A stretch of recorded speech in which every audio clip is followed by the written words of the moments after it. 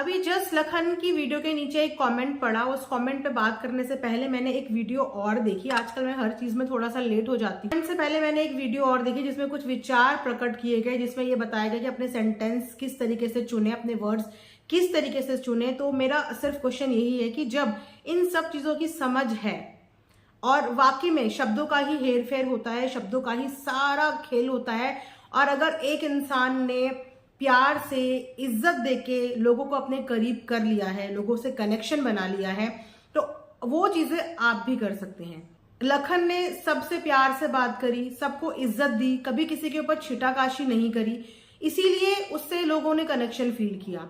लेकिन जितने भी लोगों ने इन्हें प्यार देने की कोशिश करी, कुछ न्यूट्रल बोलने की कोशिश करी, तो वहां से शब्दों का इतने गंदे तरीके से प्रयोग किया गया, बमबारी की गई कि वहां पे इन्होंने खुद ही सबको अपने से दूर कर दिया, अलग कर दिया। और बार बार हर किसी के लिए ये बोल देना कि कुछ और भी मिलता होगा, रिएक्शंस में कुछ और भी ये करता होगा, तो जी नहीं, ऐसा कुछ भी नहीं होता। हर इंसान यहाँ पे बिकाऊ नहीं है, हर चीज पैसों के लिए नहीं होती। एक बार प्यार तो दे के देखिए। एक जानवर को भी प्यार और रिस्पेक्ट चाहिए होती है। आप जब जानवर से प्यार करते हैं तभी वो भी आपसे प्यार करता है। एक बार प्यार भरी जुबान और प्यार भरी इज्जत के साथ एक बार हाथ तो आगे बढ़ाइए, आपको भी इज्जत मिलेगी, आपको भी प्यार मिलेगा, और आपसे दोगुना मिलेगा। आप जितना देंगे उससे कई ज्यादा आपको मिलेगा। अगर इतना ज्ञान आपको है, आपको पता है कि किन शब्दों का प्रयोग करने से हम किसी का प्यार हासिल कर सकते हैं, तो उन शब्दों का प्रयोग करो। यहाँ पे सिर्फ उन्हीं चीजों पे बात की जाती है जो एक्चुअल में इंसान देखता है। अब जो देखेगा उसी पे बात करेगा ना। आप अपना कुछ अच्छा चीज दिखाएंगे, अच्छा साइड दिखाएंगे, तो आपके लिए अच्छा भी बोलेंगे। लेकिन आप जब अपना गुस्सा दिखाएंगे, अपना क्रोध दिखाएंगे, उसके बाद आप ये बोल देंगे कि मुझे गुस्सा आता है और मैं गुस्से में कुछ भी लिख देता हूं, तो जब आप गुस्से में कुछ भी लिख देते हैं तो फिर उसके ऊपर प्रतिक्रिया भी उस हिसाब से ही होगी ना। क्योंकि आपका गुस्सा आपके घर के लोग जानते होंगे, आपके बच्चे जानते होंगे, लेकिन जो आप लोगों को देख रहे हैं वो आप लोगों का नेचर नहीं जानते हैं। वो नहीं जानते कि आप गुस्से में कैसे हो, आपने बचपन से बच्चों को कैसे रखा। वो जो देख रहे हैं आपको सोशल मीडिया पे देख रहे हैं, तो उसी चीज को देख के वो अपना एक जो है प्रतिक्रिया जाहिर करते हैं। मुझे अभी भी पता है, जिसने वृद्धाश्रम वाला कंटेंट इन्होंने डाला था, उस कंटेंट को मैंने पर्सनली प्रेज किया था क्योंकि वो कंटेंट अच्छा लगा था। तो ये सारा काम सोशल मीडिया पे कंटेंट ही बेस है। आप जिस तरीके का लिखेंगे उसी तरीके का आपको मिलेगा। चलिए इसके अलावा बात करते हैं। आज लखन ने अपनी वीडियो के नीचे एक कमेंट जो है वो पिन किया, और वो कमेंट भी मैं आप सबके लिए यहाँ पे लगा दूंगी। जिस कमेंट पे उन्होंने ये बताया कि नीतू की कुछ ज्वेलरी है जो शादी की वेडिंग ज्वेलरी थी, जिन्हें तक उनसे ले लिया गया है और वो ज्वेलरी को कहीं और रखवा दिया गया है बुलंदशहर बोल के, इस डर से कि इस ज्वेलरी पे रेड पड़ जाएगी। तो उसके बाद भी मैटर यहीं पे खत्म नहीं हुआ। उसके बाद भी कॉन्वर्जेशन में, यानी कि वीडियो के नीचे जो है वो लड़ाइयां चल रही थी एक दूसरे के ऊपर। वही क्वेश्चन आंसर चल रहे थे, जिसका दोनों ही बराबर तरीके से जवाब दे रहे थे। तो वहीं पे उसी कमेंट सेक्शन की जो चीजें हैं उसी पे बात कर रही हूँ कि वहां पे ऐसा बोला गया। तो लोगों का क्वेश्चन यही था कि ज्वेलरी को छुपाने की क्या जरूरत होती है। एक बहू को जो गहने दिए जाते हैं या जो उसके मायके से जो गहने बनते हैं वो पब्लिकली उसे पहनाए जाते हैं, पूरे समाज के सामने पहनाए जाते हैं, जिसकी वीडियो भी रिकॉर्ड होगी आई एम श्योर, जिसका आप सबने ग्रैंड फंक्शन देखा। तो उसके बाद उन गहनों को छुपाने की नौबत क्यों आती है, मतलब रेड क्यों पड़ेगी। ज्यादा से ज्यादा हम लोग जब ज्वेलरी हमारे पास हो जाती है तो हम लोग सिक्योरिटी पॉइंट ऑफ व्यू से, सेफ्टी रीजन की वजह से उसे लॉकर में रख लेते हैं। या होता है कि बहुत सारे लोग अपनी सास के पास देते हैं, जो नई नई बहुएं होती हैं कि कुछ सास संभाल के रख देंगी, तो वो सास जो भी होती है, ससुर जो भी होते हैं, वो एक लॉकर में रख देते हैं, जो उनका फैमिली लॉकर होता है, जहाँ पे उनकी और भी ज्वेलरी होती है।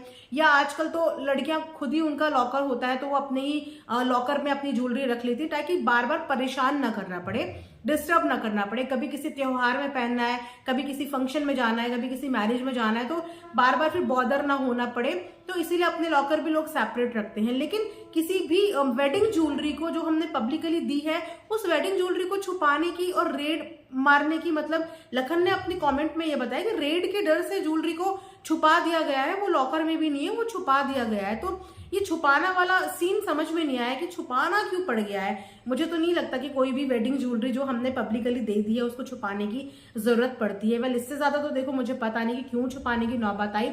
बस जो पोस्ट, जो कमेंट सेक्शन में मैंने देखा उसमें मैं बोल रही हूँ कि बात कार से शुरू हुई थी। कार के लिए उनको बोला गया था कि नीतू ने जो कार गिफ्ट करी है वो कार कहाँ है, और उसके बाद लखन ने इस चीज पर क्लियरिटी दी थी कि नीतू ने जो कार है वो गिफ्ट करी थी, लेकिन नीतू ने गिफ्ट करी थी तो जाहिर सी बात है कि वो नीतू के ही नाम पे होगी, कोई सेकंड हैंड कार तो नहीं गिफ्ट करेगा ना। उसके बाद फिर क्वेश्चन एक वहां से कीर्ति दीदी ने भी खड़ा किया कि ठीक है नीतू की कार की बात हो रही है तो वहां पे वो वाली कार कहाँ है जो लखन को गिफ्ट करी गई थी, वहां पे भी अभी कोई आंसर नहीं है। उसके बाद लखन ने बोला कार की बात तो छोड़ दो, यहाँ तो बहू के गहने तक ले लिए जाते हैं, ससुराल से जो दिए सो दिए, कि चलो ससुराल वालों ने जो गहने बहू को चढ़ाए वो ले लिए, पर मैं बताऊं वो भी मुझे नहीं पता कि बहुत से लोगों का कहना है कि उनके कल्चर में ले लिए जाते हैं, पर मैंने आज तक ऐसा कोई कल्चर सुना नहीं जिस कल्चर में बहू को चढ़ाए हुए गहने उनसे वापस ले लिए जाते हैं। मैंने अपने पर्सनल लैंड पे ऐसा कोई कल्चर नहीं सुना कि जहां पे पहले शादी के समय गहने चढ़ाओ और शादी होने के बाद वो गहने ले लो।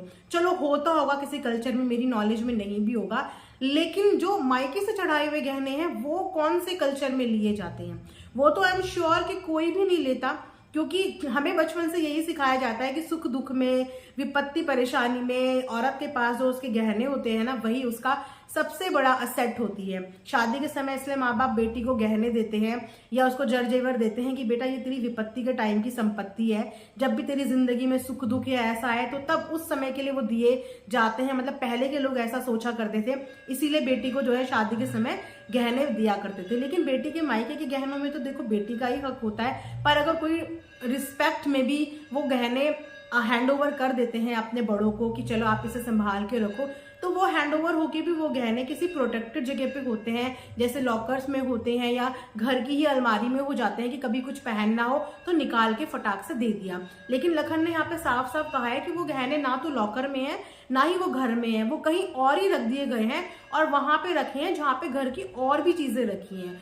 तो ये जो बहुत ही पर्सनल चीजें आ रही हैं, ये पर्सनल चीजें किस तरफ जा रही है मुझे कुछ भी नहीं पता, लेकिन मैं हमेशा से यही बोलती हूँ कि घर की इतनी ज्यादा डीप चीजें सामने नहीं आनी चाहिए। लेकिन बोलते ना जब पापा गुस्से में कुछ भी कमेंट कर सकते हैं तो वहां पे वो भी बेटा भी गुस्से में कुछ भी कमेंट कर रहा है। अब कमेंट ही खेलना है तो फिर कमेंट अब बर्दाश्त भी करो। कमेंट आएंगे तो उन कमेंट पे देखो बात करनी तो बनेगी, क्योंकि कमेंट भी सोशल प्लेटफॉर्म पे ही करे गए हैं तो उस पर सवाल भी बनता है। और अगर सवाल जवाब का आजकल वैसे भी सीजन चल रहा है कि एक वहां से सवाल करता है दूसरा यहाँ से जवाब देने आता है, तो भैया पब्लिक भी सवाल करती है, पब्लिक के सवालों का भी जवाब मिलना चाहिए कि क्या ये गहनों का जो लखन ने क्वेश्चन खड़ा कर दिया है, इन गहनों के क्वेश्चन के आंसर में क्या जवाब आप लोग देना चाहेंगे या सामने से क्या जवाब आना चाहेगा।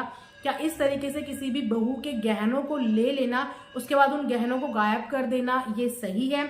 चलो ससुराल के गहने ले लिए ठीक है, क्या मायके के गहनों को भी ले लेना ये सही है? और ये सारे क्वेश्चन खड़ा करता है लखन का ये कमेंट। तो आप भी कमेंट सेक्शन में जरूर बताना कि आपका इन सब चीज के बारे में क्या राय है।